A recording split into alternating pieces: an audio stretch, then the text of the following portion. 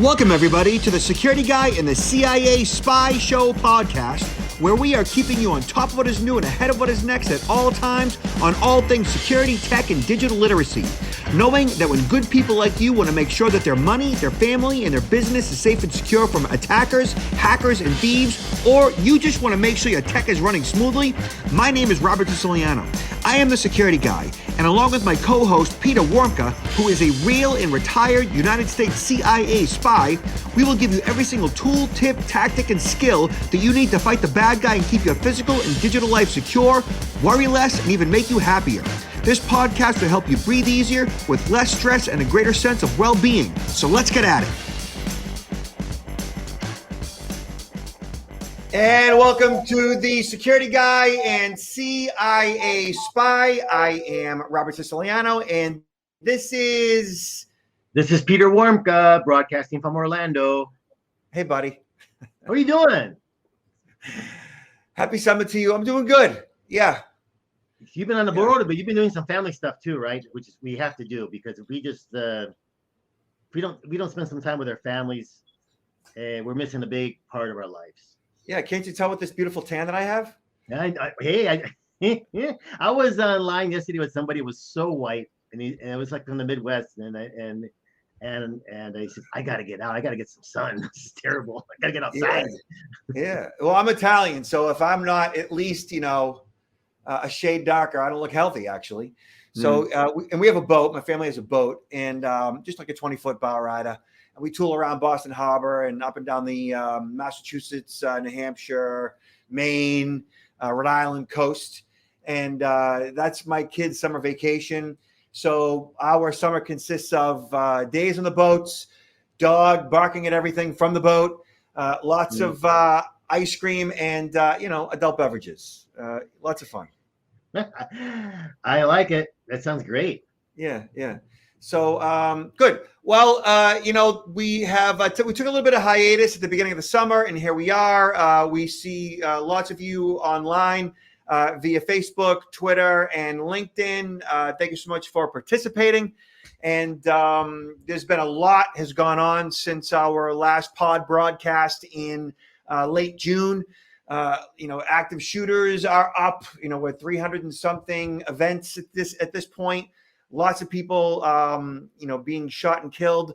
A guy in Indiana stepped in, 22-year-old, used his own firearm to take down the active shooter. We're actually not going to be discussing that particular instance today, but it's just another reason to be on high alert out there. These are things that you need to be aware of, not necessarily worry about, but you need to know what to do in the event of. Today, we've got a bunch of things to talk about revolving around digital security and digital literacy and the survival mindset. So first off, Peter, I wanted to hit on this particular article from SlashNet. Talks about hackers getting ready for Amazon Prime Day shoppers with thousands of live phishing sites. Now, we know that Amazon Prime Day has actually passed. That said, Amazon has talked about another one potentially in August. Not sure if that'll happen or not.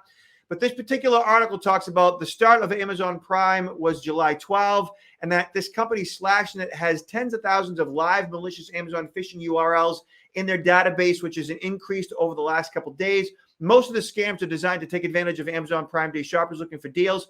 There are also more dangerous phishing attacks, including credentials stealing and rogue software, which can lead to ransomware and account takeovers. Now, Peter, those sites aren't going away. All those phishing sites, most of them are probably still up. And the way we actually are targeted via these particular scams is via email. So you get an email via, phishing. You might get a text message, via your Amazon or your Apple device. Or you're on social media and you get a pop-up, or one of your friends' accounts might have been hacked. You get an iMessage, or you see your friend's account get hacked, and they are soliciting, deals on Amazon Prime or just Amazon in general. Peter, what are your thoughts on this? Well, yeah, this is a big problem because Amazon is one of the largest trusted brands, right? And people automatically think, oh, if it's an Amazon, this is coming through Amazon, and it's a deal, and this is the time of the year when the deals are taking place, people just automatically assume it's legitimate, unfortunately.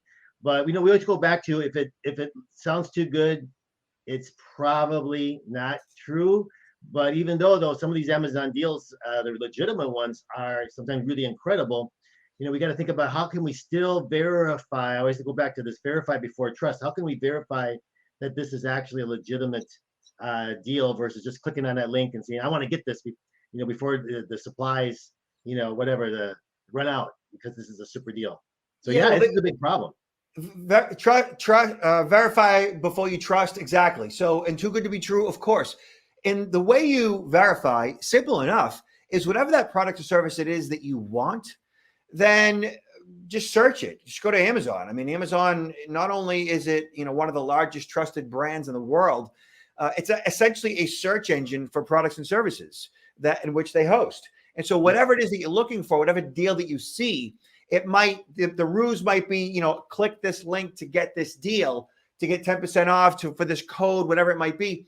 All you've really got to do is just go to Amazon itself and search the name of the product, search whatever the specific description of the product is, and you're either going to find it or you're not.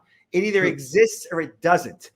There's no specific link that you're going to click that's going to get you where you got to go, and you're not going to find that product if you were to search it via Amazon. In other words, anything and everything that you want is searchable on Amazon, and that's the way to get there, opposed to clicking a link, an incoming communication that is potentially fraudulent, that's going to get you to a rogue site that's going to capture your credit card credentials, or you download a virus simply from clicking the link, which leads to ransomware in some cases, or account takeover, or you're providing your credentials to a bad guy.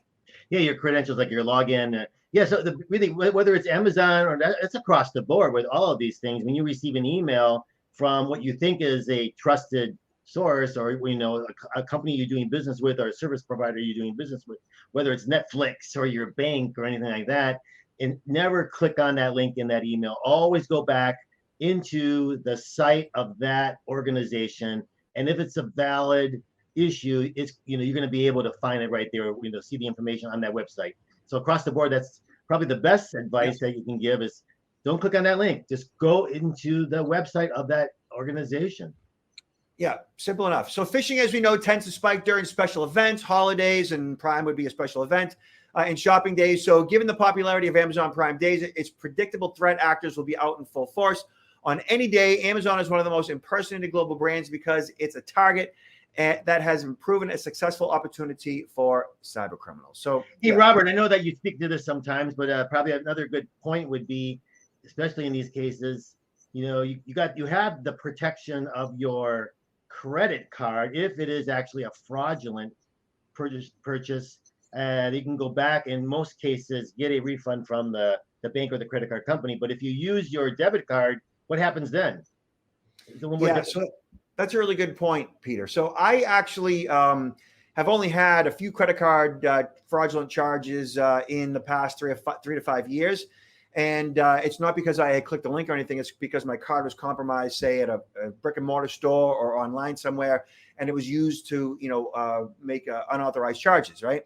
And so all you got to do really is, as long as you're paying attention to your credit card statements, refute those charges in real time as quickly as possible. That said, I also get push notifications that let me know about those charges as they occur. So if I do see something that is, fraudulent, I immediately make a phone call to refute that charge, keeping in mind that credit card companies have anomaly detection software that sometimes picks up fraudulent charges, not always. So it's really important that you don't rely on those notifications from your credit card company saying, hey, you might be a victim of fraud, that you have to pay attention to your statements. Now, as far as debit cards are concerned, I don't even own a debit card. I have an ATM card, but I don't use, which does not have a Visa MasterCard logo on it, but I don't use or have a debit card, which can also is called a check card, a debit card that can be used as a credit card to check out online or over the phone or in person. Because the problem with using a debit card is if it is compromised, if your card is compromised, you have less leverage. Basically, Regulation E essentially says that you have 2 days to refute unauthorized charges on a debit card, whereas you have 60 days to refute unauthorized charges on a credit card. And the banks tend to not believe consumers when there's debit card fraud. So I've been contacted by victims of debit card fraud in the past, and they've fought for days, weeks, months, years, and never got the money back. So Wow. I would never use a debit card for point of sale type transactions. Yeah, that's good advice. Yep. All right. So next we have more on the privacy realm of things. How to stop other people seeing when you're online. This is via Gizmodo. So don't broadcast your status to the wider world in your messaging apps. So I know that a lot of us, who are on, say, iMessage, might look at sending off a text message and look to see if it was A, delivered, and B, if it was read. And I kind of like that feature, but do you want others to see if your text messages have been read and so forth? And that setting can be turned on or off. If you turn that off, then you're not going to know. And there's pros and cons, I guess, to this. There are pros and cons, and this article talks exactly about that. So seeing when someone was last online inside an app can help you figure out whether or not they're available to chat. It can also give you pointers as to whether they're ignoring your messages or just haven't gotten around to replying yet. But if you don't like your status being broadcast to your contacts like this, there are ways of turning it off. So there is typically a trade-off here. If you don't want your contacts to see when you're online or when messages have been read, then you won't be able to see their online status or receipts either. You may well consider that an acceptable compromise if it means other people don't know when you are and when you aren't picking up your phone. Well, think about this. We're in the virtual world, and we lose a lot of this we call nonverbal communication. Like if you were speaking with somebody, you could say, "Oh, this person is just like bored with this conversation, or is not interested, or is not agreeing with me." You can see that. But the day when we send out these messages, we have no idea what that other person, and we're only going to speculate. Oh, did they read it? Did they not read it? Are they ignoring me? And maybe if you see that you're sending a message to somebody and they're ignoring you, maybe there's a reason for that. And you kind of learn, you get the understanding. Oh, okay, I'm not going to push this any further because this person is not obviously interested. They saw it. I don't know. That is definitely one side of it, no question about it. So this particular article goes over all the various apps that we use on a relatively frequent basis, such as WhatsApp, gives you instructions on how to go in and turn those various settings on and off. And then how do I turn off read receipts in iMessage? So for the majority of you, many of you, or at least half of you that are on iMessage, it's right there. Go to settings, go to messages. The iMessage platform and iMessages in the iPhone doesn't broadcast your online or offline status to your contacts like some other instant messaging apps, but it does have read receipts from the main iOS setting app. You can select messages and then turn the send receipts toggle switch off and so on. So yeah, there are pros and cons to it, but if you are a person who really wants or needs your privacy, then you definitely want to turn that off. Frankly, I keep it on.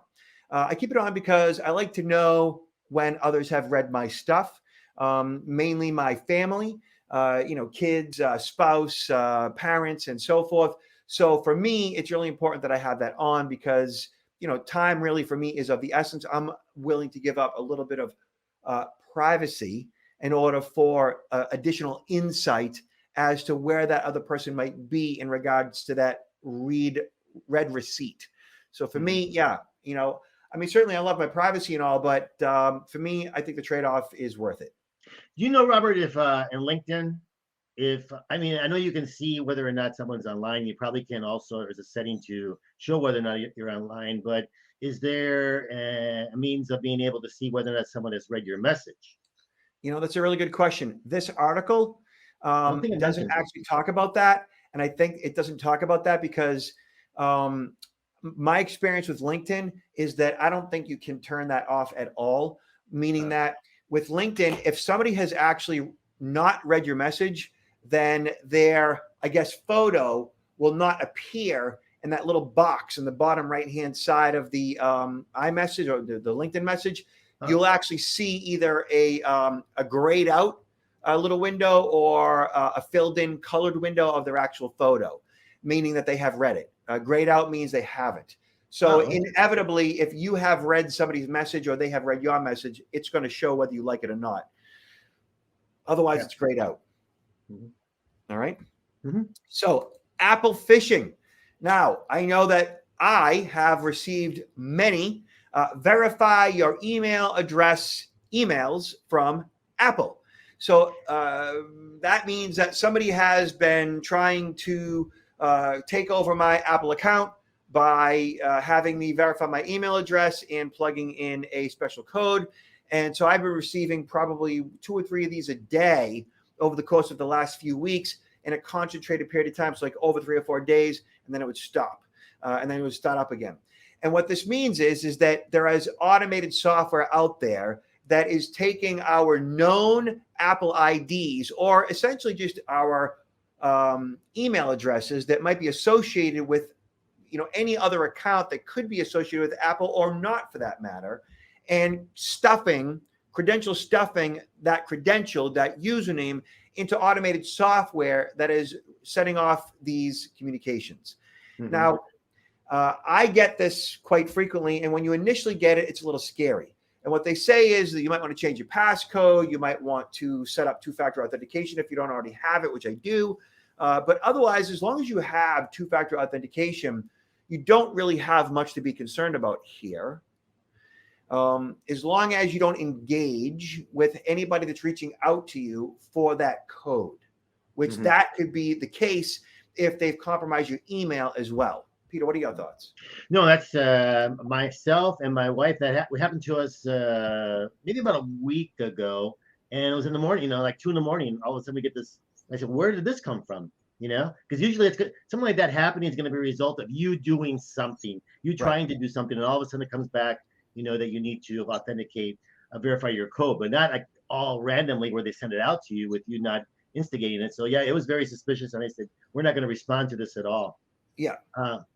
My question would be, if you have, is Apple providing any information that if you have, let's say, done that, what do you need to do? If is there anything you can do?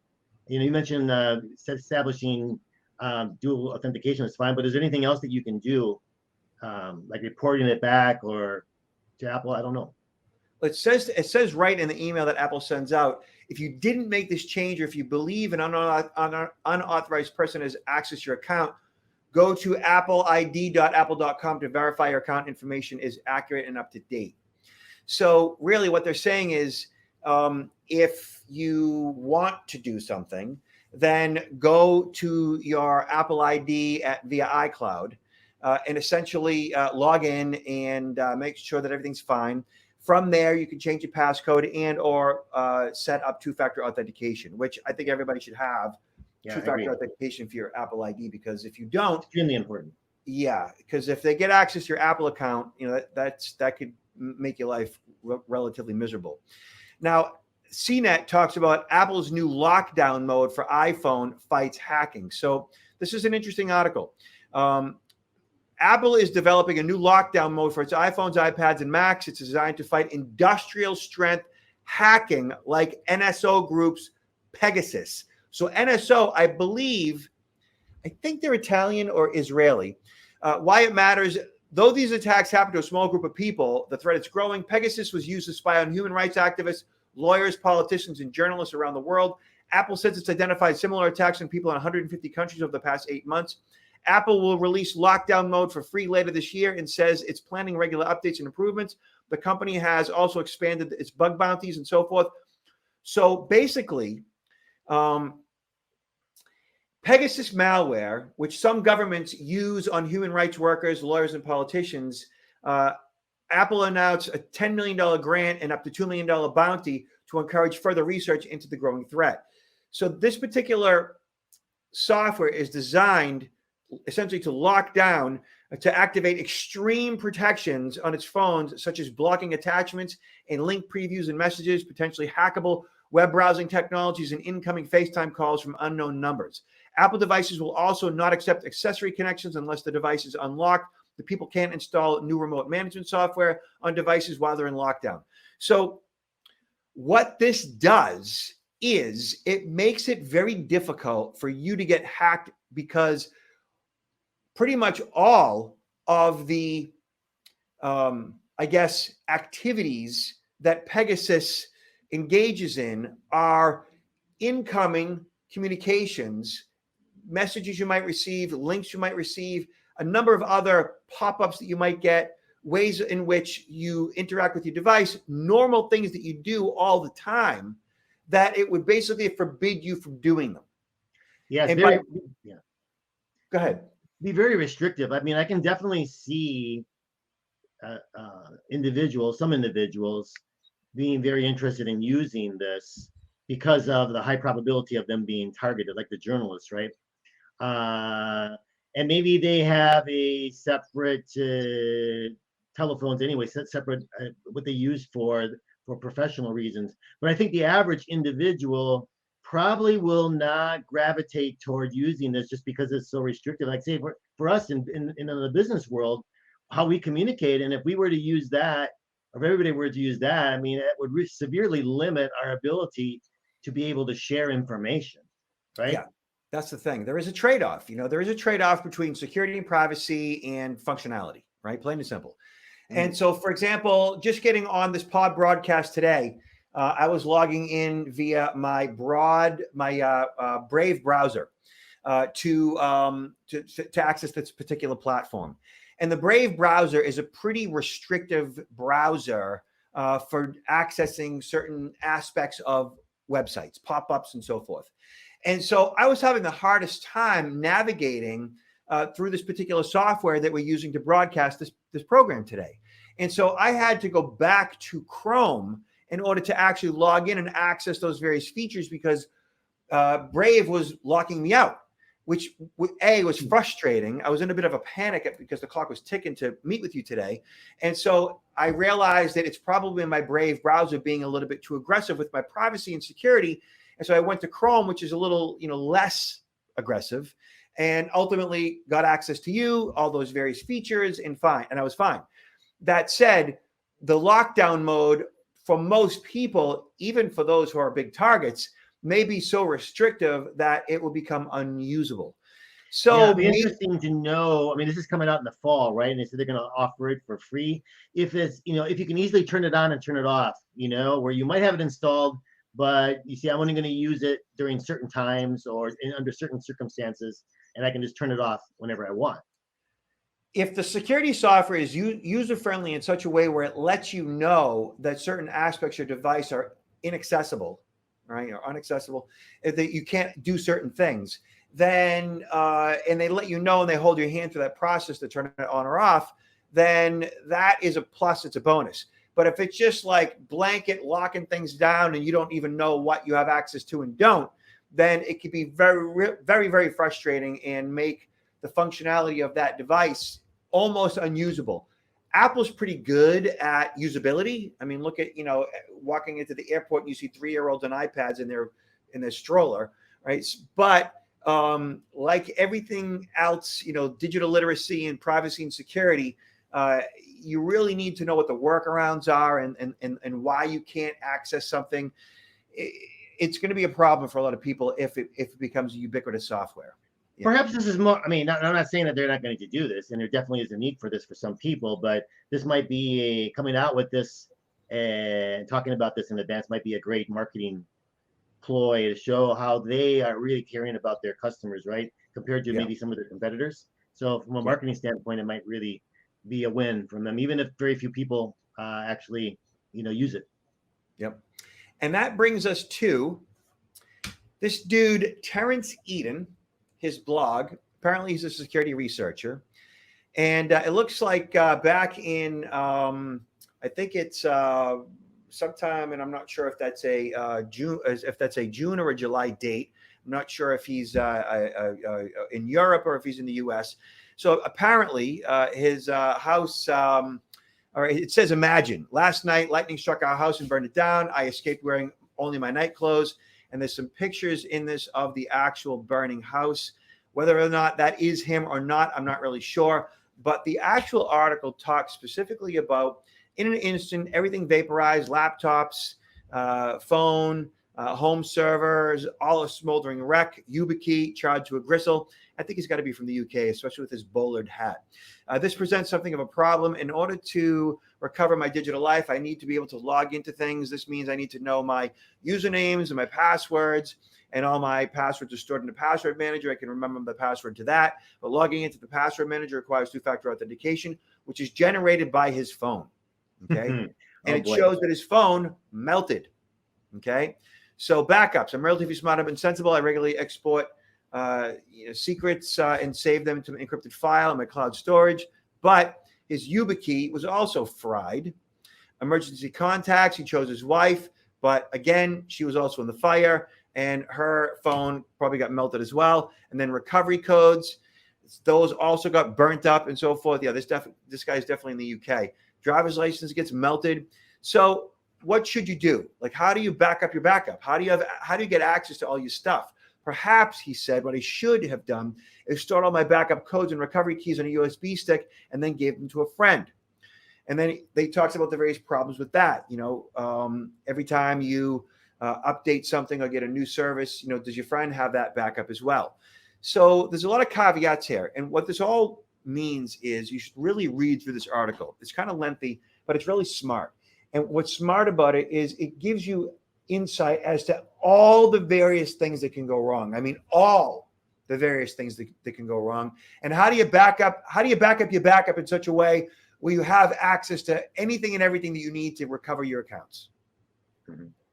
Yeah, I mean, it is an extreme, right? This case, but it can happen, and even if it doesn't happen to this extreme, there's a lot of other things which can happen where you might be very inconvenienced in losing your access for a period of time. What happens when people's all of a sudden their phones die? They go crazy, right? Even if it's a matter of a few hours, and you have to go to the to the Apple store or the company where they get their cell phones and get a replacement. But in that interim, people are just struggling to do things that they normally just take for granted because they don't have that access.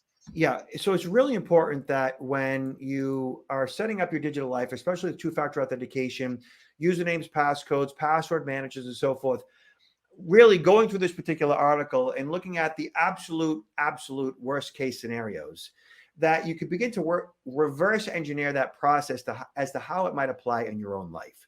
So having backup keys and codes on a USB that's stored off-site, like maybe even in your car, having a friend or family member that is off-site, like not your actual spouse, but maybe your lawyer or your parent or a child that might live elsewhere, having all of your information, backed up digitally in multiple places that you can access, both in the cloud and locally, in such a way where if you did get locked out of your devices that were responsible for two-factor authentication, whether it's a YubiKey, a key fob, or your mobile phone, that you can easily restore those devices elsewhere, or like specifically a mobile phone. Like, I know that I can easily get access to all of my information on my device via the cloud. I can back up another, my iPhone is always backed up, and I can always restore my iPhone from the cloud backup and so on. So thinking that through in such a way where you recognize worst case scenarios and you've done anything and everything that you can to mitigate what that worst case scenario might be in the future will save you a lot of time and heartache should you end up in a situation where Mother Nature kicks in, natural disaster, fire, some type of an extreme data loss, that ultimately, if you have done your homework, you'd get access quickly and efficiently. Yeah, I know, both you and I know there are a lot of people out there that, will write down their passwords and put them in what they consider a safe place, right? Because they feel like they have to have them written down somewhere, which is not necessarily a good idea, but at least they're probably taking a step beyond what a lot of other people do. They're not doing anything and trying to safeguard their information. But in this case, again, if your house would burn down, or your everything's destroyed, including your written down passwords, it's the same principle. If you have them in your house or you carry them on you, you can lose them. Yeah, yeah, it can get very sticky very quickly. All right, so Right. last but not least, Peter, this is from Survivorpedia, which is a pretty cool website. It talks about prepping and so forth. And this particular article that they put together is called "Mental Stability as Part of Survival." And I am I'm a prepper, which means I am prepared for what the eventuality of a natural disaster, a flood, electrical power failure, whatever it might be, an active shooter situation, workplace violence, a physical attack, an identity being compromised. Like I think about this stuff because it's my nature. It's the business that I'm in. And my goal and role is to educate people on how to react and how to respond, right? So this particular article talks about mental stability as part of survival. And I don't think that we can be prepared enough. So it begins with, one of the most important and least talked about parts of survival is your mental attitude. Okay, no matter what you're doing. And survival could be anything from your passwords being compromised and getting locked out of your account to a home invasion to being in a car accident. Every military manual you open on survival starts with a chapter talking about the survival mentality. Considering that the military can spend pretty much whatever they need on the creation of those manuals, if they say something, we should probably pay attention. So further, putting it simply, a survival mentality is all about believing that you can and will survive. That's important when you're going through it. And you have to believe that when you're doing what you're doing in order to survive is going to make a difference in order to motivate you to do it. Let's face it, survival is difficult at best, so it's easy to become discouraged when things don't seem to be going right. And really, that can be That, with anything. that's so true. It's so true. And I see this more and more today where a lot of people they don't have that mindset, you know? They don't have that mindset. And when it's something that we think, well, that's not that bad, but it's like the end of for them, since they don't have that mindset and not emotionally strong to deal with these things, it take it much. A lot of things that can happen. They feel defeated. They can become depressed. Instead of pushing forward, they sort of feel helpless. Yeah. And I think this, the digital world of how so many people have grown up in this now can end up feeling that way. And over the last couple of years, especially with COVID, and it's people have felt like, oh, what can I do? I have no idea what I can do. What it boils down to is we have become so soft, Hmm. so soft, so comfortable, which essentially has spoiled us. Like we've gone rotten, which means that like many of us are beyond the point where we would be able to function if the power was out for any period of time due to the fact that the food would go bad in our pantry. We don't have much in the way of backup. We don't have a supply of clean water. I mean, this is all basic 101 stuff that we're just not prepped for. And the survival mindset is way, way more than just, dealing with the onset of a natural disaster or a physical altercation. It's just dealing with every day, dealing with, the highs and lows in interactions with other humans that are mean to us or are disrespectful to us, or just a simple stupid comment on Facebook that riles you up and makes you run that nasty comment through your head all day long, and it's just ridiculous stuff, and until we kind of take responsibility for that, then that survival mindset, no matter what the situation is, you can't rely on anybody else to help or take care of you. We really are on our own to a significant degree. I had the curse, or I think in hindsight, the blessing of having lived in many countries, traveled to many countries during my career. And one of the first places I went to at that particular time was just like everything. It was a disaster, economic disaster, increase of terrorism. There was shortages of everything. I mean, when I first got there and was asking about power, oh, we never have power outages. And so I ended up getting the 10th. My residence was in the seventh floor, the top floor of an apartment building. My office was on the 10th floor of an office building. And all of a sudden, there were power outages from Monday to Saturday. Typically from 9 to 4 in the afternoon, there was no power, meaning no elevators. You had to go up and down the stairs. If you got a power generator to operate, if you wanted to send facsimiles back then, you could try to send them, but usually the person on the other end didn't have power. So it was like living every day with all of these things that you just normally take for granted that you don't have to worry about, and everything is a problem. No gas for cooking, right? No containers. Even if you wanted to get a container, like say if you were buying, it may sound, crazy, but if you wanted to buy Coca-Cola, let's say, they sell them in these glass one or plastic 1 or 2 liter bottles. If you didn't have the bottles, you could not buy them in the store because you would have to trade in the used bottle to get the new bottle because there was a shortage. Shortage of everything: sugar, milk for infant formula, all these things. We have once in a while we have something here. There's a shortage or a problem, people go crazy. Here is like everything. It was like a country of replay. Believe it or not, if it can go wrong, it will. So you develop that mindset. You become harder. You become stronger, and you always find a way. You find a way to succeed, even despite these major inconveniences that today we just think that everything has to function perfectly.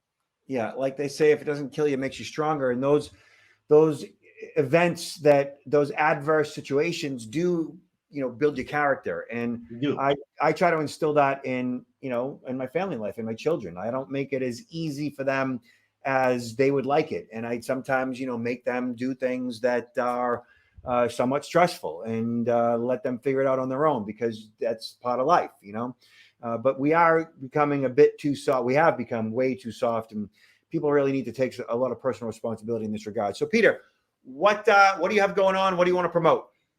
Well, I'm in the process of revamping a few things and coming out with new and additional training that's in the process of being developed and will be rolled out and available online, on demand, as well as I'm reaching out to a lot of associations, professional associations, where their members, to maintain their certifications, they have to get continuing they have to get continuing educational credits. So I'm reaching out to a lot of those organizations, and anybody who's listening who has to get an ongoing continuing education might want to think about some of the courses that we offer when it comes to cybersecurity and the art of social engineering, human hacking. So yeah. And Peter is the expert on that. So yeah.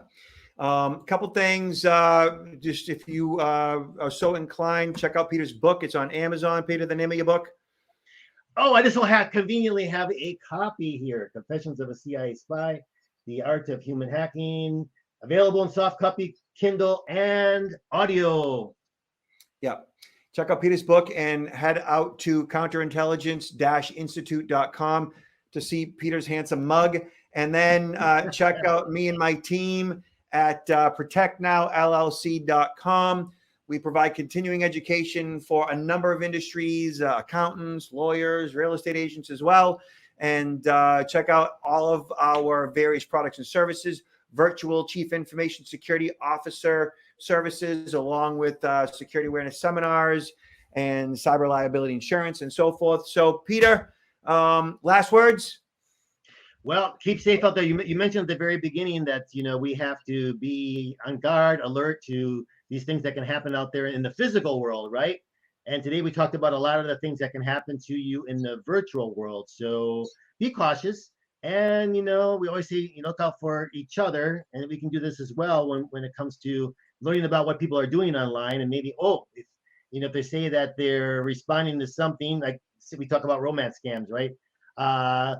Be interested in what your family members are doing online, and maybe give them some advice or some feedback if there's something they're doing and you think that could lead them down the road of great hardship later on, whether it's the breaking of their heart or the breaking of their bank account. Yeah, and be nice to each other. Thank you, Peter.